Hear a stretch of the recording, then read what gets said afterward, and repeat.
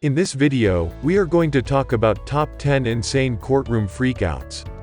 So before starting this video, please like this video, and subscribe to our channel for the future updates.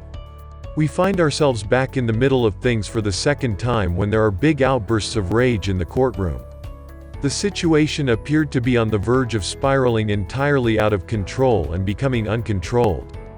Despite the fact that only a small number of individuals see freakouts, psychotic people are almost always present at some point throughout the event, regardless of how few others are present to observe them.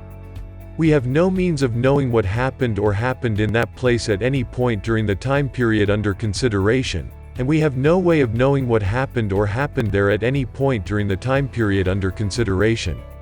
We have no means of knowing what happened or transpired in that location at any given time throughout the time period in question. It is recommended that a courtroom freakout be documented and analyzed before it is made public so that it can be used as a learning tool for people who may encounter it in the future. Here's a list of the top 10 insane courtroom freakouts.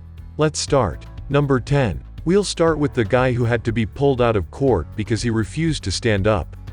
It appears that he has the right to sit whenever he wants.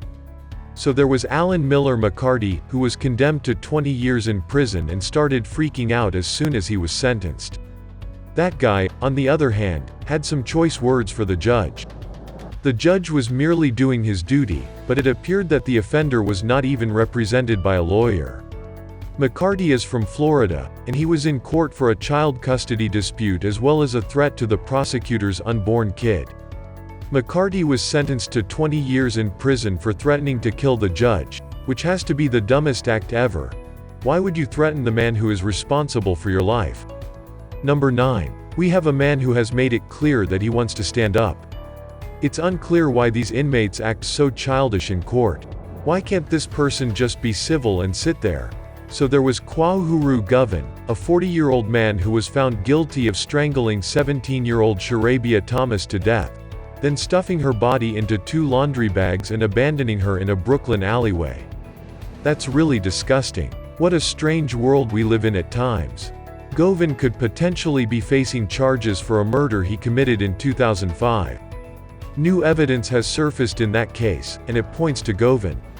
So this person may stay in prison for a long time and yet be able to stand for as long as he wanted. If you desire, you can stand for 40 years. Number 8. Shondell Jackson, then 19 years old, was in court for sentence when he kept turning back to the family of the person he killed. The person yelling was a woman who was flipping out and screaming, "I hate you," and Shondell kept trying to smile back at the family but had to be restrained by officers in the courtroom. I'm not sure what's wrong with this guy. He displays no guilt and appears to be attempting to elicit greater reactions from his family. Shondell was sentenced to life in jail without the possibility of parole due to his acts and lack of remorse. Number 7. It is believed that confronting the person who murdered a family member or friend in court is always difficult. Well, you're about to witness the inmate confronting his family, and the convict completely flips out. Is this real life right now? I understand the cops advising the family and friends in the courtroom to calm down, but what if we were in their shoes? I'm not sure I'd be able to just sit there calmly while the felon goes about his business. We can speculate that instead of yelling at the family, the officers could simply leave them alone and give them time to compose themselves. Number 6. In the courtroom, we have a felon who is carefully guarded by police personnel. You're about to witness a Markeith Lloyd, a Florida native, is suspected of murdering his pregnant ex-girlfriend as well as an Orlando police officer. Because he doesn't care about the law or law enforcement, Markeith Lloyd attempted to represent himself in court. While in court, Lloyd became enraged at the lawyers who were prosecuting him. Lloyd was facing the death penalty, therefore defending yourself was not recommended. There was even another court session only to clarify the severity of the allegations. Lloyd claims he did not do the crime. The only evidence at this time is that the shot casings match the gun used to murder the police officer and his ex-girlfriend. It was discovered near where Lloyd was apprehended, so I'm not sure what to trust. Number 5. If he were my cellmate, I would do anything he said without hesitation. That man is a huge international figure. The person in question was a Miami-Dade County, Florida citizen who was attending a mental health hearing when he discovered television cameras everywhere, which he considered disrespectful, and he freaked out and fled the room. The following are some of the statements made in this video. I would not want to be in a jail cell with that person because of the food assistance he has received from the federal government. Red, rather than orange, provides Fat Albert a more appealing appearance than the other colors. He's searching for a Snickers bar. According to the author, the remarks are near the top of the video comment section if you can get your hands on them. Number 4. Despite the difficulty of comprehending what has just occurred, it is feasible to understand why something occurred. Roderick Bates and Emmett Jones, the man you just saw, had been found guilty of the charges leveled against them by a jury of their peers earlier that day in a Hamilton County courthouse. "This is BS," Roderick exclaimed as soon as he heard the decision, and the police officer quickly took his taser from his pocket in case it was needed. Following the conviction of the two men on trial, their followers were taken aback, unable to comprehend that they, too, had been accused of the murder of a lady, as had been the case with the two men on trial. Number 3. Is this a real-life situation that is currently taking place? Is it possible that they went after the judge immediately away? In this case, I believe the judge is the last person you want to target. We understand that he has just sentenced you, but you were the one who committed the offense, and because you were violent, he now has the option of enhancing the harshness of the sentence. The judge may have feared for his life in this situation, and if you are found guilty of threatening a judge in this manner, you will be sentenced to a series of prison sentences.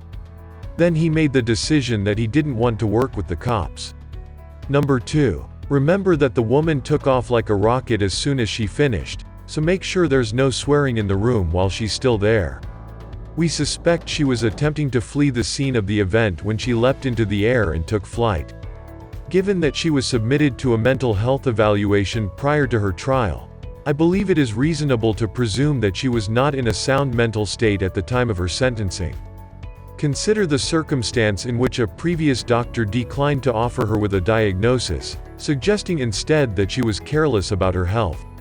Even if the doctor who suspected she was suffering from bipolar disorder was correct in his diagnosis, it appears that she was suffering from the illness. Number 1. We had a dangerous inmate who had to be restrained when he entered the courtroom. He was confined to a wheelchair, required to wear a spit guard over his head, and was constantly surrounded by a SWAT team. You won't believe your eyes. Many people don't realize that a man in a wheelchair can still be so dangerous that a SWAT squad is present in court, wearing tactical masks and shields, and there are numerous more police officers. That was Sean Ricker, and that's how he looked behind all of that. He appears to be a fairly normal guy, but he is not. He has threatened the lives of everyone and anyone. Ricker is unlikely to ever see the light of day again, having been condemned to 200 years in prison. Is this what life is like right now? To mention a few of the I believe 16 charges he was charged with, he was charged with first-degree sexual assault of a kid, physical abuse of a minor, and reckless endangerment. He was sentenced to maximum security because of his violent personality, and I'm sure he'll end up in solitary confinement. What do you think of our video? Let me know in the comment section below. If you enjoy this video and want to hear from me again, be sure to hit that subscribe button for the channel now trending before you go. Thanks for watching.